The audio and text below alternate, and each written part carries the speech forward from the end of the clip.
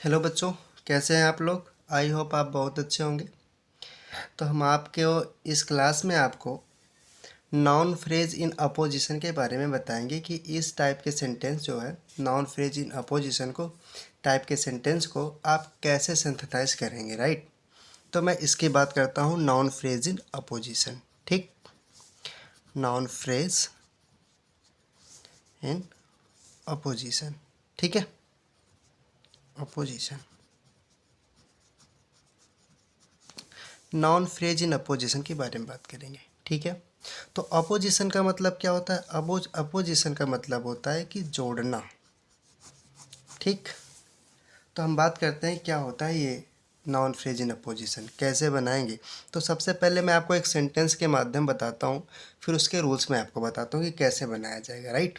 तो एक सेंटेंस में लिखता हूँ कि Rana Pratap Pratap was a brave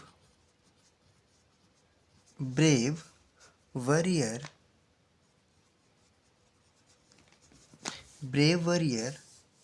He was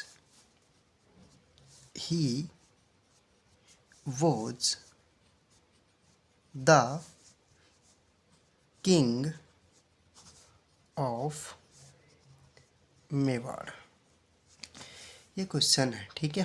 क्या लिखा है, Rana Pratap was a brave warrior, he was the king of Mewar, right.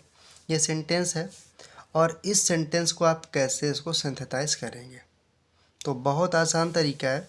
क्या है करना, सबसे पहले आपको देखना है कि ये जो सब्जेक्ट है, इस सब्जेक्ट का मेन रोल क्या है।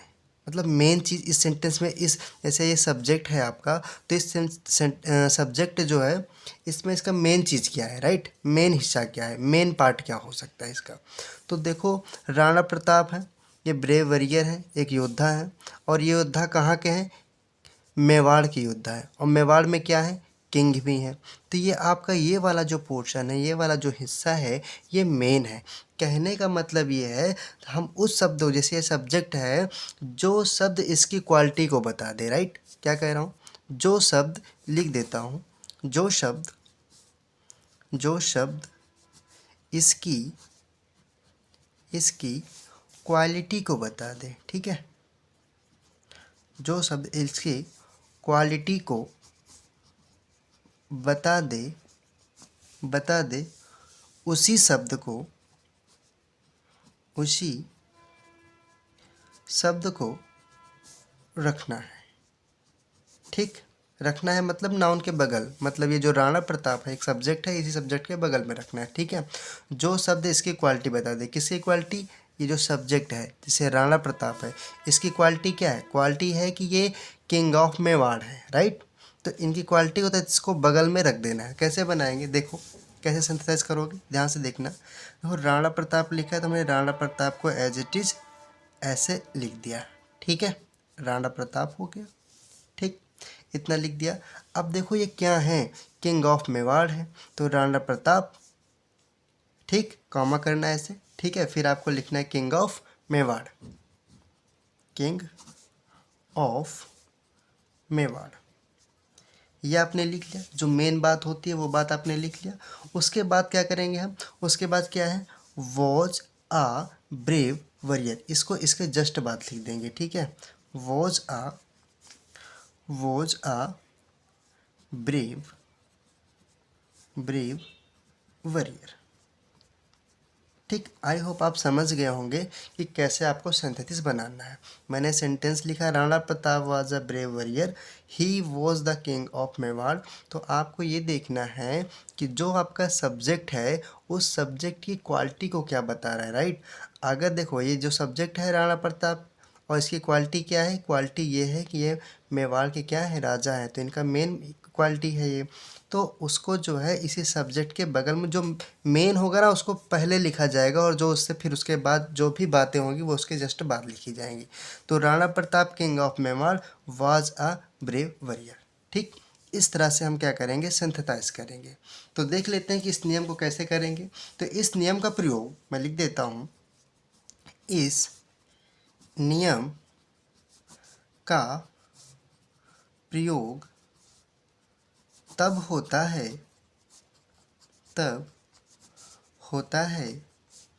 जब दो वाक्य में कोई ऐसे दो नाउन हो जो एक ही व्यक्ति, वस्तु तथा स्थान का भाव प्रकट करते हैं। ठीक, क्या लिखा हमने कि इस नियम का प्रयोग तब होता है जब दो वाक्य में कोई ऐसे दो नाउन हो जो एक ही व्यक्ति, वस्तु तथा स्थान का भाव प्रकट कर। तो इस तरह के जब ऐसे सेंटेंस आएंगे तो आपको इस तरह से सिंथेसाइज करना है।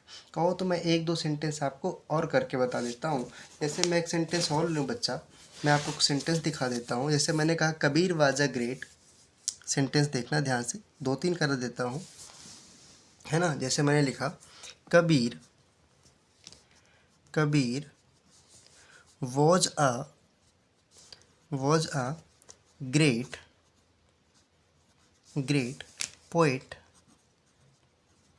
poet. He was a reformer. ठीक, ये मैंने सेंटेंस लिखा। कैसे बनाएंगे आप इसका सिंथेसाइज? तो करेंगे हम सबसे पहले सब्जेक्ट को लिखेंगे। ठीक, तो हम लिखे कबीर। अब देखो ध्यान से, Kabir was a great poet. ठीक, ही वॉज अ रिफॉर्मर। तो कैसे बनाएंगे? मेन चीज़ क्या है? ये ग्रेट पोइट है और मेन बात है कि वो पोइट है, राइट। तो क्या लिखेंगे? Kabir a great poet. ठीक, वॉज अ रिफॉर्मर। ठीक, वॉज अ रिफॉर्मर। समझ गए क्या क्या हमने? पहले कबीर लिख लिया। ठीक, फिर हमने क्या लिखा? जो मेन क्लॉज है इसका, अ ग्रेट पोइट हमने लिख दिया। उसके बाद मैंने वॉज लिख दिया। ठीक है, फिर उसके बाद क्या लिखा? ये देखो, वॉज अ रिफॉर्मर। ठीक है, ये बात हमने लिखी। तो कुछ इस तरह से आप बनाओगे। एक सेंटेंस में और दिखा देता हूँ आपको करके। जैसे मैंने कहा कपिल, या तो फिर आप करके इस सेंटेंस को बताना, कपिल इज आवर कैप्टन। ठीक, कैप्टन। He made 50 runs. ठीक है, कैसे बनाओगे? बहुत आसान तरीका है इसका। क्या करोगे? कपिल का कपिल सेम कर देना ऐसे लल्ला। ठीक है, कपिल का कपिल सेम कर देना है। फिर उसके बाद देखो क्या है, कपिल अपने कैप्टन है, तो हम लिखे कपिल आवर कैप्टन। ठीक है, आवर कैप्टन। ठीक, ये बात मेन हो गई। फिर क्या हुआ? मेड क्या मेड किया? 50 रन्स। कुछ इस तरह से बनेंगे। ठीक है, तो एक सेंटेंस मैं आपके लिए दे रहा हूँ, आप करके बताना कैसे बनाएगी इस सेंटेंस को। ठीक है, ठीक। तो मैंने सेंटेंस लिख दिया, मैं ये आपके लिए सेंटेंस कर रहा हूँ। कमेंट बॉक्स में आप करके बताना कि ये सेंटेंस कैसे किया जाएगा। ठीक है, ये मैं सेंटेंस लिख रहा हूँ आपके लिए कि Milton was a great poet. He was blind.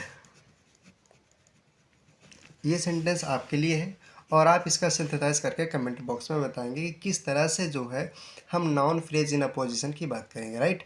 तो आज के लिए बच्चा फिर इतना ही। अगली वाली क्लास में मैं इसके आगे का जितना भी हिस्सा बचा है मैं आपको बता दूंगा, राइट। और आपको मैं सिंथेसिस के सारे पार्ट को करवा दूंगा, ठीक है। तो बच्चे आज के लिए फिर इतना है।